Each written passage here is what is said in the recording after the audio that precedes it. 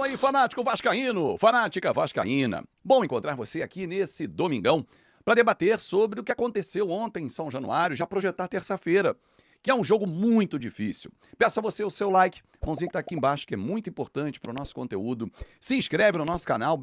Ontem, a partida exemplificou mais alguns erros, né? Trouxe à tona mais alguns erros, mas que parece que o técnico Fernando Diniz não quer enxergar ou publicamente não quer externar. Quem acompanhou a coletiva ontem do Fernando Diniz pôde perceber que ele, como tantos outros treinadores, consegue enxergar um jogo que só eles assistem. Segundo ele, o Vasco performou muito bem, era para ter feito 4 gols no Grêmio, ou 5, era para ter ganho com placar elástico, muitas finalizações, muitas dentro da área. Ele só esqueceu de falar que das 31 finalizações, apenas 7 foram na direção do gol. Chutar de qualquer lugar, chutar por cima, chutar pelo lado, não significa que você está criando. Isso não é poder de criação. Isso é falta de capricho na finalização. É falta de técnica para acertar o alvo. Não adianta criar, ter posse de bola. Sensacional. Tocar entre linhas, entre os zagueiros ali e tal, defesa. E aí? E cutucar o adversário? Perturbar o adversário? Fazer gols? Não. Terça-feira a gente precisa de muitos gols. Apesar de eu achar a missão quase impossível, por conta desse time. Esse aqui, esquece. Passaria o carro nos caras. O nosso? É teimosia, é convicção, é a frustração que nos causa. É tudo isso, né? Em um mesmo jogo de futebol. Diniz saiu em defesa das suas escolhas e não pode ser diferente, já que ele escolheu, ele tem que defender as suas convicções e as suas escolhas, como os zagueiros, João Vitor e Lucas Freitas. Alguém vai dizer assim, porra, Azevedo, mas o Lucas Freitas fez o gol ontem. Ok. E quem garante que se o Luiz Gustavo tivesse jogado e estivesse naquela posição, também não faria o gol? As paçocadas que o Lucas Freitas deu no primeiro tempo, você esqueceu? Pelo menos 2.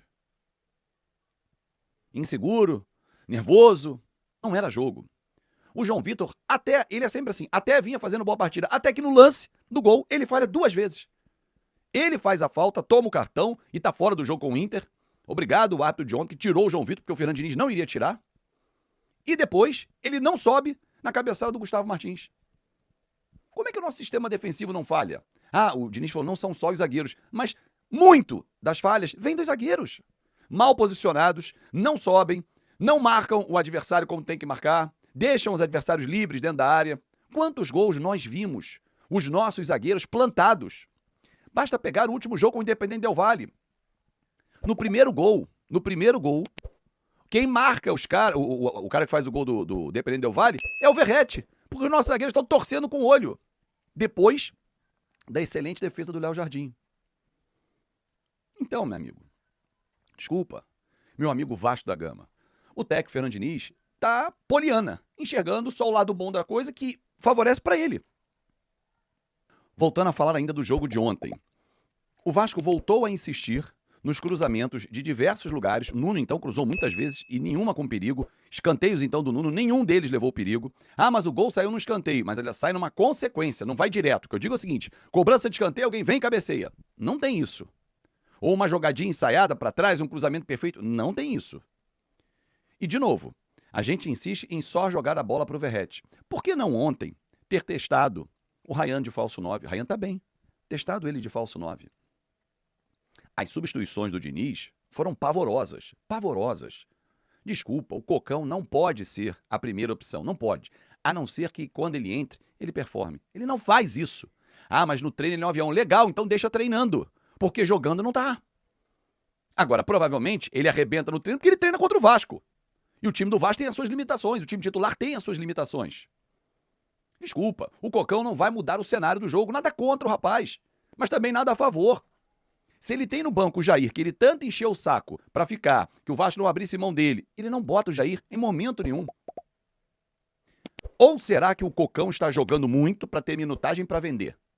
Aí, desculpa, se estiverem fazendo balcão de negócios, vitrine de um jogo de futebol e a gente perdendo pontos, aí é sacanagem com o torcedor. Eu não consigo admitir se isso for verdade. Mas tem que ter uma explicação, que não é técnica. Não é mesmo. E outra, a saída do David ela só se deu por conta de uma dor na panturrilha, cãibra, normal, pela inatividade e tal. Tá jogando bem o David, inclusive ontem. O DVD foi bem ontem no jogo. Mas não pode ser. Ah, eu mudei o time taticamente. Depois eu tirei o João Vitor, coloquei o Lloyd, trouxe o Hugo Moura para a zaga. Desculpa, Diniz. Você fazia isso muito no Fluminense e com toda a razão, só que você tinha André e Martinelli para fazer isso. Não é o Hugo Moura. A qualidade do Hugo Moura nem se compara ao André e ao Martinelli. Esquece. Tanto que o Hugo Moura está no Brasil. Não sai do Brasil. É simples assim. Enquanto o técnico Fernando Diniz não se conscientizar que nós temos reservas jogando como titulares, a nossa dupla de zaga, os nossos 2 volantes, o nosso lateral esquerdo, são 5 jogadores que deveriam estar no banco. O problema é que ele não confia em quem está no banco. Quer um exemplo? Garré. Ele não confia no Garré. O Garré deve ser muito ruim treinando. Ele não rouba o treino, como o Cocão, como o Lloyd, como o Alex Teixeira. E as convicções dele, elas vão por terra a cada jogo. Eu estou muito preocupado, porque eu tinha uma enorme expectativa na chegada do Diniz e não estou vendo isso. Terça-feira tem um jogo importante, que até eu acho, para a nossa temporada, é melhor ficar de fora, ganhar, passar, não passar vergonha, né? Já passou vergonha lá, mas pelo menos aqui ganha dos caras. Mas, meu irmão, passar em 3 competições, eu já começo a me preocupar com o CSA na Copa do Brasil, mas é um assunto para a gente bater papo mais para frente.